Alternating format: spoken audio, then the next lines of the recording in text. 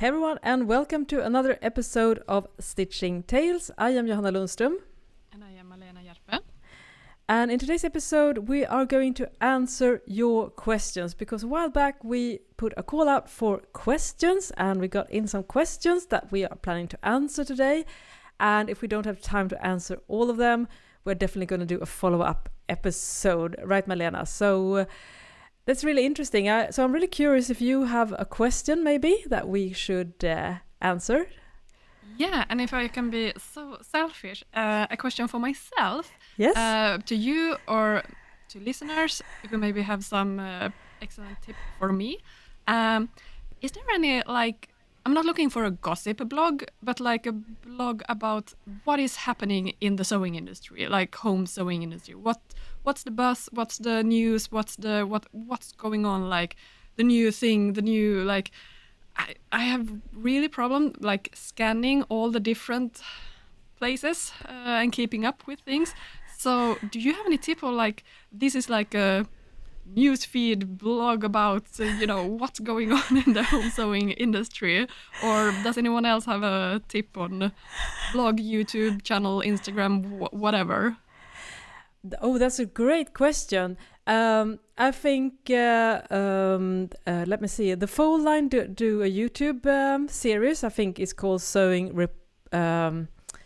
I probably Sewing Report. I probably mispronounced this, but there's the Fold Line is one YouTube channel. They do an update with new pattern releases, and also Jennifer from Sewing Reporter. She's just like me, a journalist background, but she's doing sewing news. She also has a YouTube channel. So I think those are my main news resource that I know of, and of course if you love gossip, and don't we all, then I will lead you onto the Reddit thread Craft Snark.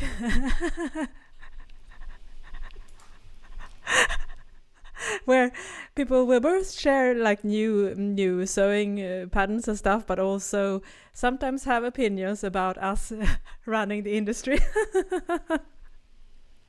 No, but it's just interesting to hear. I mean, not like dirty gossip or anything, but just like what are people talking about? What are they missing? What don't they like? What do they like? Like just you want to hear what are people talking about? So, but that's great. Then I have a few places to look into. And I mean, comment either on our Instagram account or YouTube channel. Do you have any tip for me? What should I follow so I'm updated? What's going on? Yeah, we'd love to know that. So just drop us a comment on our YouTube channel or on our Instagram account, because I'm totally curious as well, because the ones I just mentioned top of mind, I think there are probably lots more than that. But it's hard to keep up with all the news, and I also think I don't know if there's a sewing newsletter maybe that one could, if you know of anyone that you could recommend to us, that would also be great to know as well. Otherwise, there's a gap in the market for someone to start a sewing newsletter. Not us, though. Absolutely. But that was a selfish question for myself. Do you have anything from listeners? Yes, I do. So the first one is in regards from about pattern. Let me see here. Fitting jeans. What is like the best fitting order? And I think that's more of a general question for pants, basically. I mean, where do you start? And so I'm gonna just give that question first to you, Malena, and then I'm going to talk a little bit about the sewing and fitting process, particularly about jeans. But so the question is, when fitting jeans, what is the first step or area of your body to align with to fit the jeans pattern? And I would say this goes for all type of trouser patterns, right, Malena? So what are your thoughts about that? Well, my thoughts first is if you need to do any tall or petite adjustments, do those first, and then it's good to actually check maybe not just your total body height, but it's basically from the waist and down. Are you a tall or petite or regular length there? Because I mean, it doesn't matter if you have a short or long torso if you're gonna fit pants. So focus on your bottom part then, basically, because then when you get your height right, then it's so much easier to actually know if you should increase, decrease width. Because if the heights are off, then it's difficult to know if, yeah, you should, is it too big or is it just placed on the wrong place on your body? But then I would say focus from, I don't know, either the seat or waist and focus on those area. And while you have, once you have fitted those area, the legs are more basically gravity. Like those will just hang nicely, or if it's more fitted trouser, then it's a little bit easier also to see if, yeah, unity is just increasing or decreasing the width. Then the focus on getting the seat or hip and waist and the fitting in between there. And if it's really difficult to see, like if it's a balance issue, like that, I think that's the most difficult thing to know, if it's the balance of the front and the back rise on the pattern. It might be easier to actually not have sewn the side seat entirely or the front and back rise entirely, because then you can a little bit easier pin or see how much width you need to add, or if it's the pattern pieces need to be shifted a little bit because the balance is a little bit off. It might be a little bit tricky to do these fittings, but it's a little bit easier then to see how the fabric is actually laying on your body compared to if you have sewn everything and there are just drag lines, or if you sew it and then cut it open and see how the fabric wants to shift.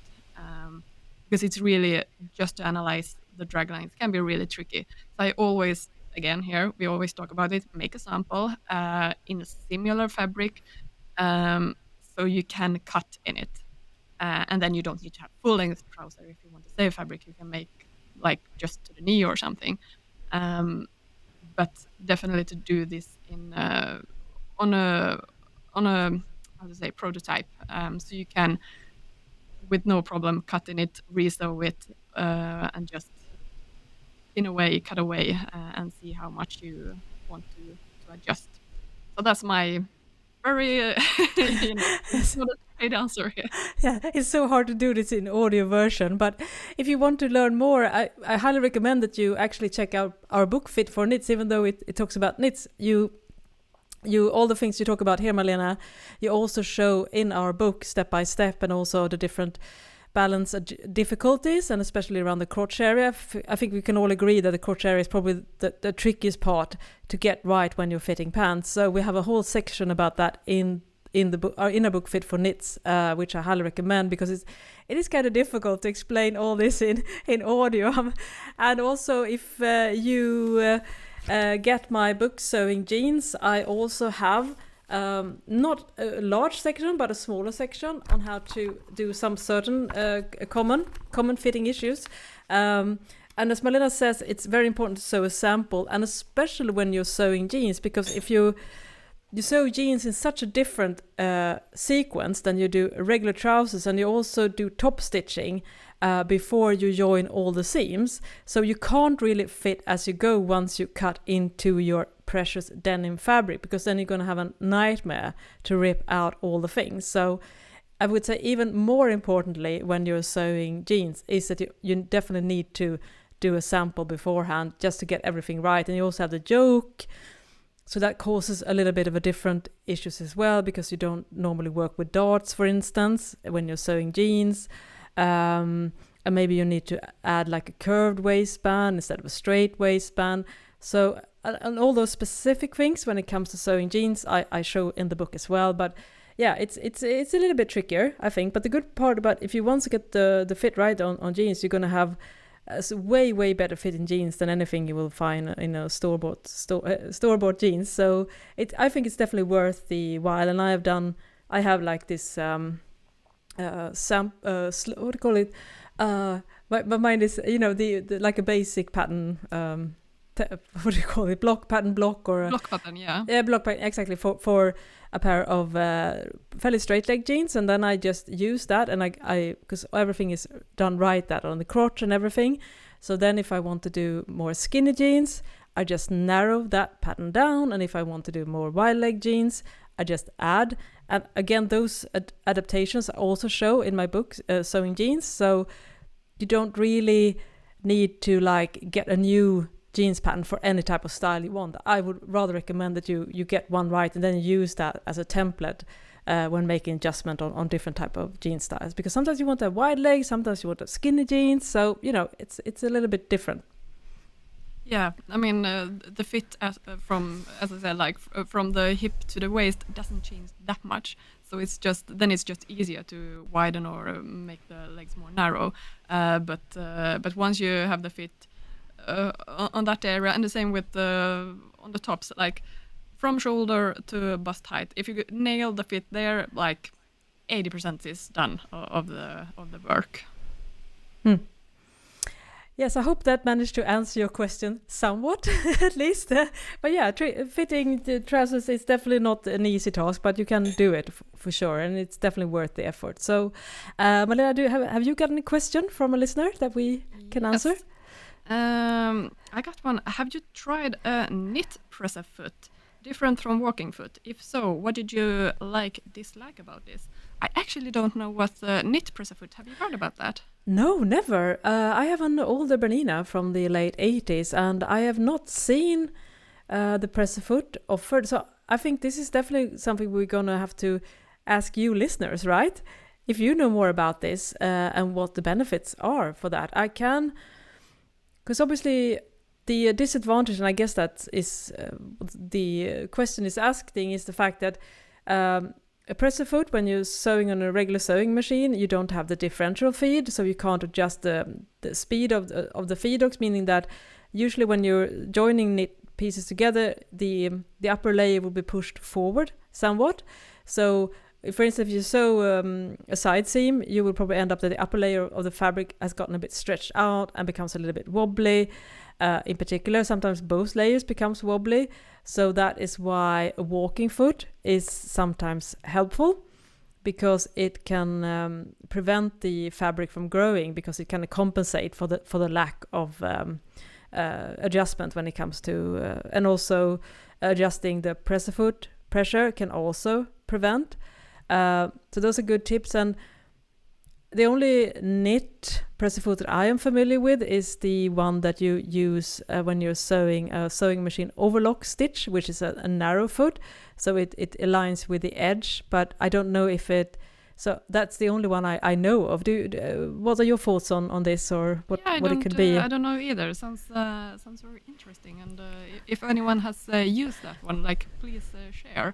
One presser foot also can might help is Teflon foot. It has a Teflon surface underneath, so it runs smoother on top of the fabric, so the fabric don't get stuck that easily on the presser foot.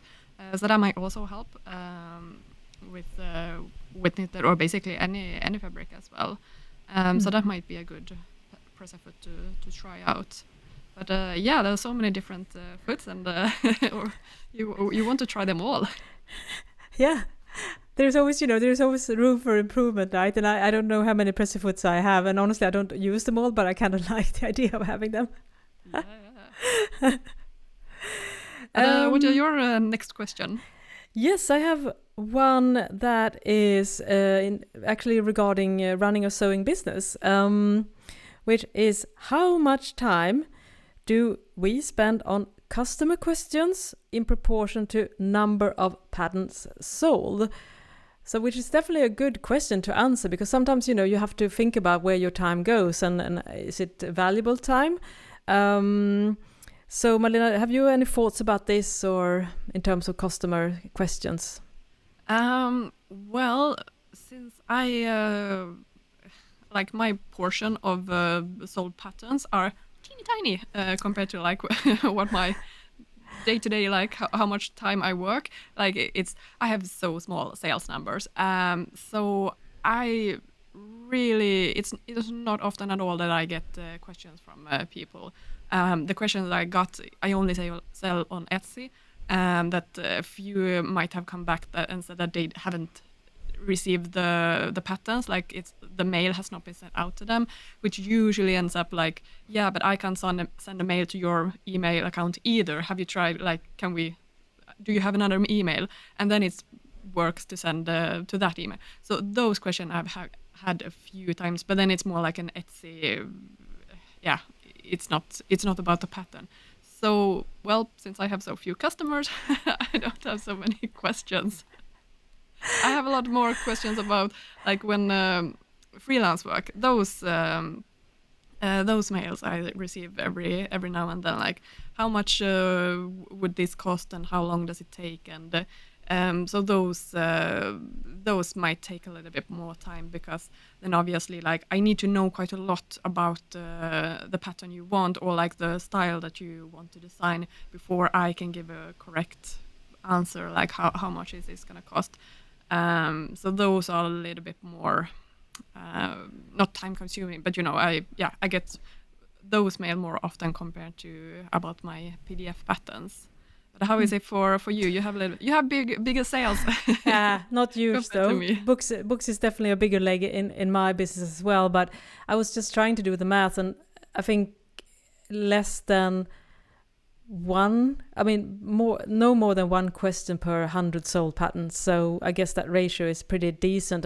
And just like you, I think the most common question, which isn't really like a support question, it's more of that maybe they bought the sewing pattern and they are automatically delivered. I do this through Shopify, which is another e-commerce platform. And sometimes, they don't decide to sew the pattern until like 3 months later. And then, of course, maybe, it's hard to find the email. So that's definitely the most common question that I get too. Like, and it's very easy. I just go in and click and resend everything. And then it's never a hassle. And of course, sometimes it can end up in the spam folder as well. And occasionally I get questions before someone's purchasing the pattern, asking if can I use this material, for instance, to sew this pattern, or and in terms of instructions, I get so little. I mean, honestly, less than a handful a year, basically. It's like specific, like sewing questions. And sometimes someone has an issue printing the PDF files as well. That can also be an issue. Usually it's solved by using another unit or a different computer or anything like that. So it's usually not really the pattern. It's usually some technical issue on the user end that kind of prevents it. So as in terms of patterns, I think it's very little. I think the majority of questions that I get are not particularly about my products. They are more general sewing questions, which that don't really particularly relate to any of my specific products. So just like you, it's more in general questions rather than specific products questions. So I think that's good, and it also speaks about the fact that hopefully people understand the instructions and that the files that we're sending them are technically solid. So we don't really have to do a lot of support in that. And I think it's we put a lot of effort into the instructions, and I also always do like sew-alongs on my blog and sometimes YouTube videos as well. So I feel, it seems to me at least, that if people are sewing the patterns, they are generally feeling pretty well supported.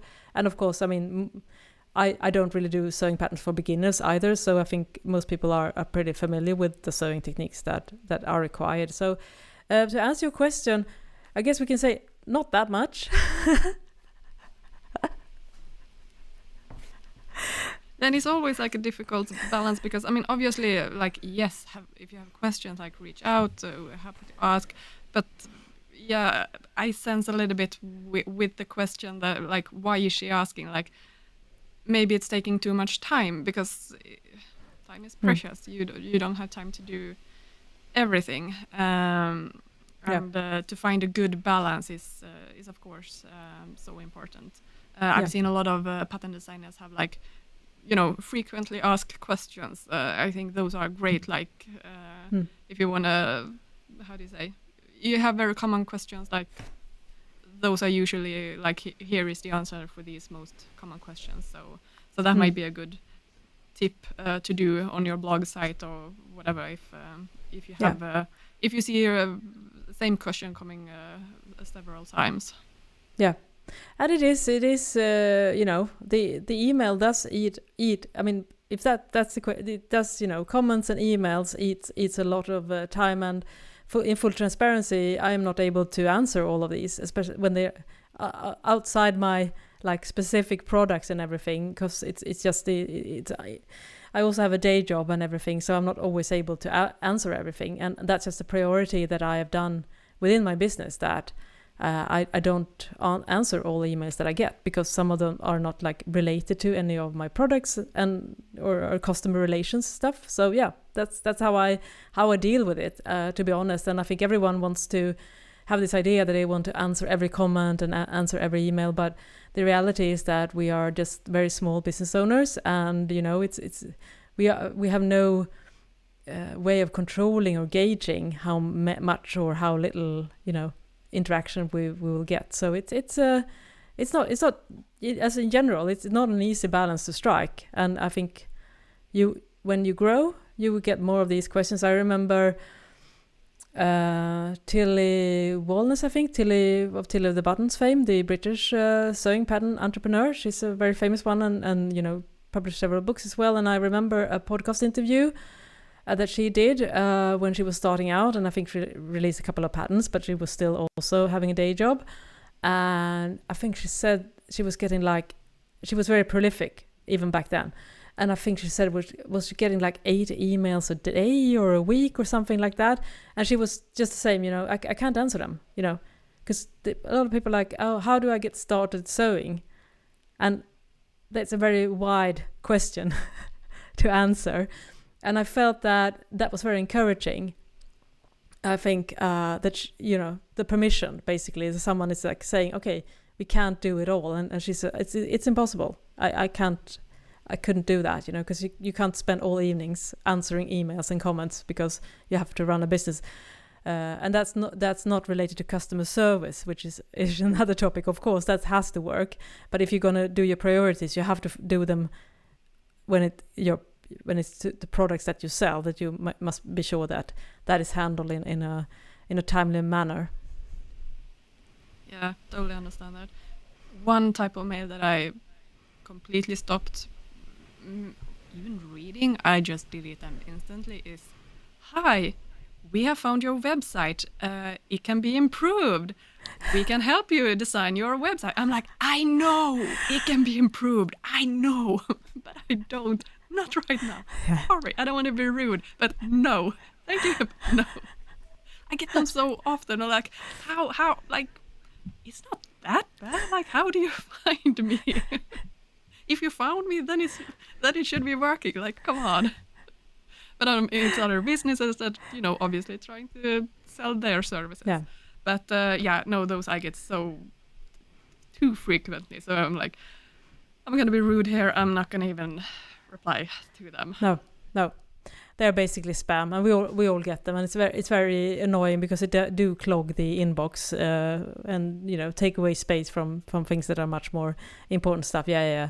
I get those many a days. I need to update my spam filter, because I'm getting a bunch of those again now, unfortunately. Yeah. So those are the I hope that we managed to give you an idea, at least a little bit behind the scene of what it's like, you know, addressing customer questions, and in terms of well spent time when it comes to running a business. So do you have any more questions, Malena? Yeah, I got, oops, see it on my phone here now. This is a fun one. What's your favorite piece that you have sewn? I read this question before, so I can answer mine, and you can have a little bit of thinking time. So when I studied design, I actually, when we studied, we have, in Finland, we have this, how do you say, once a year, or so we have these grand balls. So I actually made my friend a ball gown, and she was the hostess of this one. So she, I mean, obviously really wanted to look nice.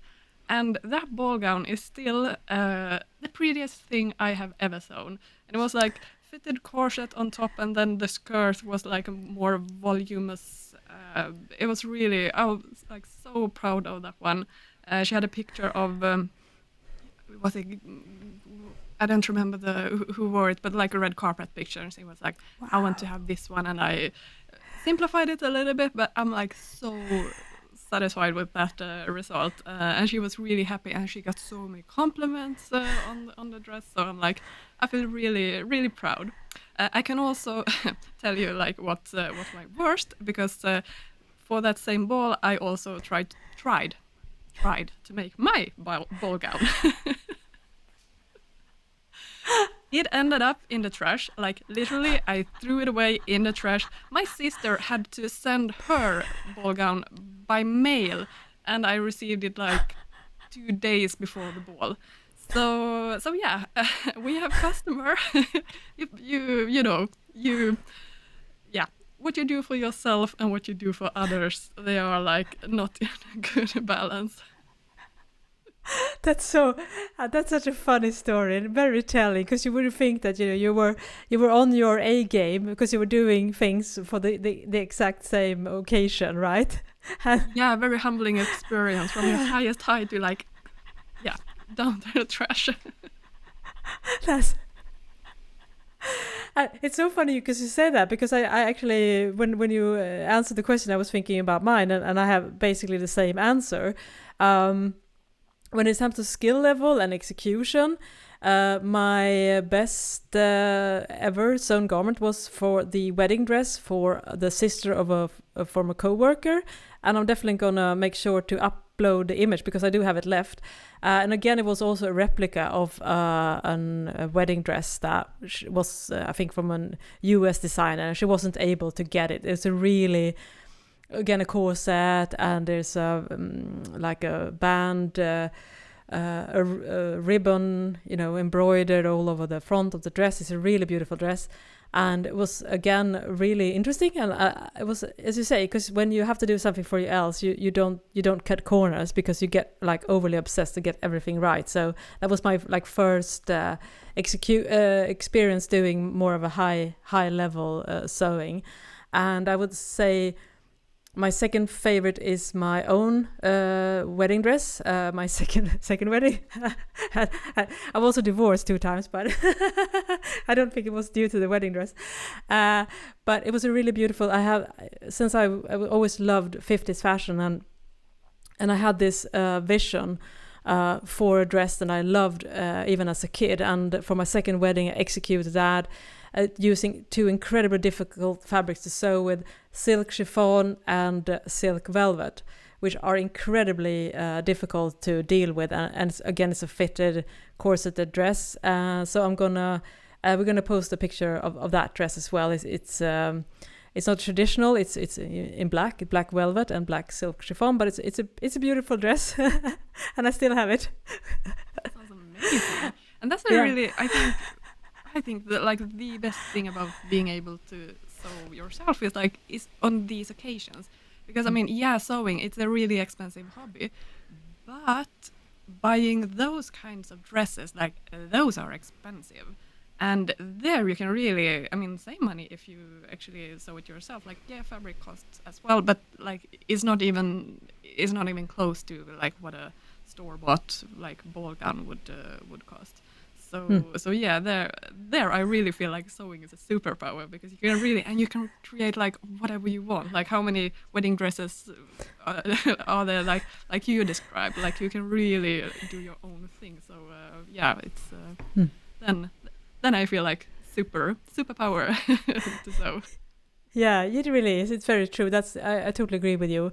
And again, it goes back to like investing in good quality fabrics, for instance. If you're able to get that's also a way to save a lot of money, because if you can actually get your hands sometimes on designer fabrics, and those can cost like upwards of thousands and thousands of dollars or euro, and you can sew it, for not much at all. So there are definitely those like higher end stuff are usually, as you say, Malena, that's where you can actually save money. Whereas in terms of making like in simpler garments, with fast fashion, it's not the same. It's more, creative, getting the fit right and expressing your own creativity. Those are other values that you get, but maybe not a financial value for those. Yeah, it's interesting. I love this question because you definitely need to start thinking like stuff that we haven't really thought about. And I don't think I've ever gotten that question before. So thank you very much. It was nice to think about that. And it's funny also that we also both said like high-end, like fancy gowns, not a t-shirt, because we do that a lot. But they don't really stand out so much because it's more of a comfort zone. I think going outside your comfort zone is more rewarding and more memorable, I think, sometimes. Yeah, definitely. Yes, and I have a question that I got in terms of grading sewing patterns. I mean, if someone is not familiar with that, but of course when you're doing a sewing pattern, you usually start with one size and then you grade up or down, which Malena is an expert in. And the question is book tips for learning how grading works. And I would love to hear your question, but answer first. But I do have a book that I'm going to hold up here because I don't think there are many grading books available. But this one is called Grading for the Fashion Industry. It's a British book, and I will link to it. And this shows primarily manual grading. So if you're going to do grading on paper. So for instance, if you're just starting out a sewing business, maybe. I used this when I was, many moons ago, I sold clothes on Etsy, knit garments. And I just had 4 sizes, I think small, medium, large and extra large. So for that project, it was very easy because I was only grading 4 sizes. So I could do this manually. And also what I like about this book is that I also have very detailed measurements table, which is good if you want to develop your own sizing. It has everything from, all the different like wrist and even I think knee circumference and stuff like that. So it's a good idea. I think it has actually 34 different measurements suggested on the body, which I think is very helpful if you're starting out. And that is, I think, the only book that I know that is very detailed. But Malena, you come from the school perspective because you're trained in this. So, did you have any good resources when it came to grading when you studied? No, to be honest, no. I don't remember if this is so long ago. And to be honest, it wasn't really taught that much about grading when I went to school. The school that I went to. So I wasn't really. I don't remember if we had basically paper handed out to us. I don't remember that we had a specific book or anything. So that one sounds really great then. And the thing about grading is, it's complicated. To be honest, you can have or here's the thing: you can't have one grading fits all. It really depends on what kind of style you have. Like for example, if you have a really slim fitted woven shirt with collar, then maybe you want to have one type of grading. But then if you have a super oversized dropped shoulder graded type of style, then you have a different grading for that one. So it's really you can't really use the same grading rules for everything. You can use them as guidelines, and if you have those books, use them as guidelines, but don't think that, but since this garment is graded like this, then I can basically copy exactly same grading to every type of shirt. It doesn't really, unfortunately, work like that. So you have to, and grading is really one of those trades in the industry that is some people love it and becomes really good at it, and that's a really niche competence, and it's great because you will have a lot of business because people like to do the base pattern and design that one, and it's fun and amazing. And then when it comes to grading, it's can just somebody else do this? So yeah, grading and pattern making, they obviously they are very much within the same knowledge, or how do you say, but they are also a little bit they can be two different types of competence. So yeah, it's complicated. Yeah, it's complicated. It is, and also we should say that for you in your business, you do this in a digital environment, which means that it once you get the measurements right, it can be automatically applied. Whereas if you're doing a pen and paper, it's pretty difficult because you deal with such small increments. For instance, I mean, the side seams are obviously easier because then it's usually several centimeters or a centimeter at least on each side. But for instance, a shoulder point or a neckline between sizes, it's going to be such small increments. So I find it actually a little bit tricky to do manual grading with pen and paper because it's so difficult to get it exact. Because when you cut it, everything, it's easy to slide with the scissors. And just you say, Malena, it's very different depending on what type of garment. I think this book, as I talked about grading for the fashion, it does show, different type of like fitted garments, oversize, bras. If you have like draped garments, how you grade that, but I also think it's helpful to take a course. I did a weekend course where this was addressed, but also for a very simple garments, just to understand the principles of how you like move and add height and add length. And it's also that width is right height as well.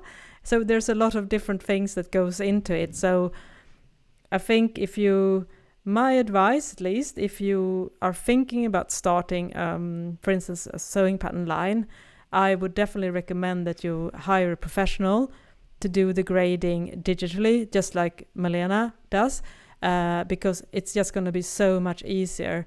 And I think, because time is also money, and unless, for instance, if you just have a small line, maybe like 3 sizes, maybe small, medium, or large. And of course, if a loose fitting t-shirt, then I think you could do grading yourself, but usually you have more complicated garments than that. So I would definitely recommend to hire that out, honestly. But it's also good to understand like the basics, and also as your own designer, you need to figure out your own measuring size table. I mean, what type of body are you serving?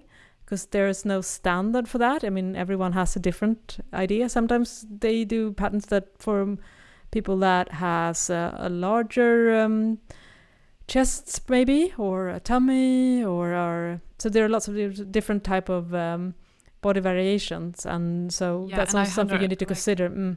Yeah, that's like such a good point, because even like before you even think about grading, you need to decide what body measurements should you have, what size should you have. That's like, well, back to the first question, like what different questions do you get from like customers when I like for my freelance work. That's like I get quite often like asked if I can do the grading, and it's like, yeah, so what body size, like what sizes do you want?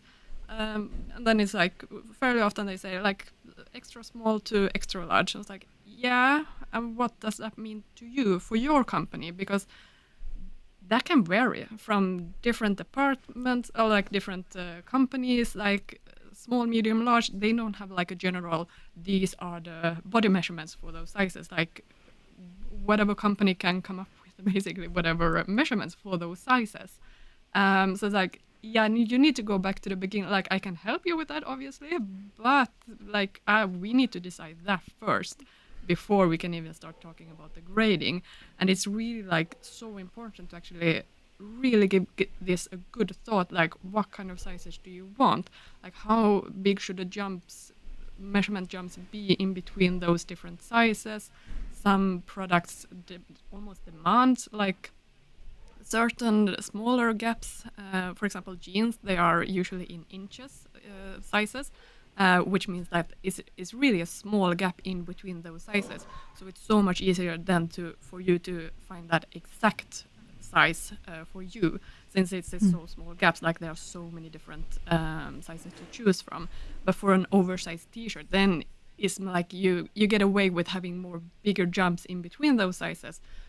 So you don't have to produce so many sizes, because obviously the more sizes you have, the more it's going to cost more, basically. So you really need to have a clear like vision, like what types of garments do I want in the future? What type of sizes does that require? How big size range do I want? How many different sizes do I need then?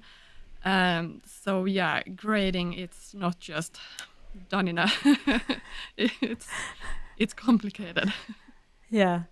Yeah, and I think also very, very great points. And again, you know, I think an advice if you're planning on doing a sewing business or a fashion business, that is definitely to hire professionals, because you will save so much time and also ensure that the end result is of the highest quality. I think one common mistake I think we're all done when we're starting out is to try to do everything ourselves. Well, I think it can be helpful because it gives you an understanding of things. Like I'm happy that I tried grading myself, and then I realized that this is not for me, and then that way you can focus on your strength rather than trying to be a jack of all trades and perhaps not a master of none, basically. So I think that's a very good thing to keep in mind.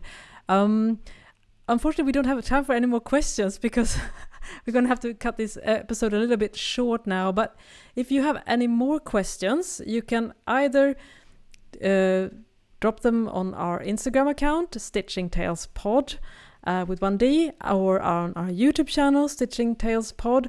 And also we have an email address, which again is stitchingtalespod with 1D at gmail.com. And all these are, of course, linked in the show notes of this episode. And we'd love to, I would really, really enjoy doing this episode. So it would be awesome if you want to send us even more questions. And we're definitely going to do a follow-up. And if we didn't have time to answer your question, don't worry. We're going to do more episodes like this in the future. So hopefully you learned a few new things. And thank you so much for listening. I am Johanna Lundström.